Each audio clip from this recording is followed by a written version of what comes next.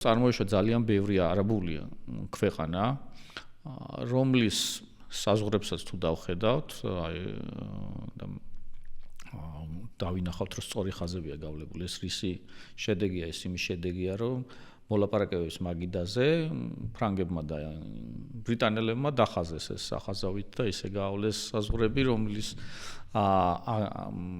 ცხოვრებლებისთვის არც უკითხავთ, ასე სურთ თუ არ სურთ და დიდწილად ხელოვნური სახელმწიფოები არის, ვერ შემდგარი ეგრეთ წოდებული failed state-ები არის ბევრი მათგანი.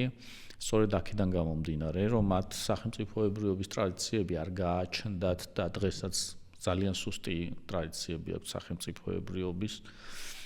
საზღვრების განაწილებაზე როცა ვსაუბრობთ, აი მაგალითად ქურთები 4 სახელმწიფოში არიან გადანაწილებული, მათი რაოდენობა 40-45 მილიონია, მაგრამ სახელმწიფო არ აქვთ და მათთვის არც უკითხავთ, სად სურდათ ცხოვრება, როდესაც ამ საზღვრებს ავლებდნენ.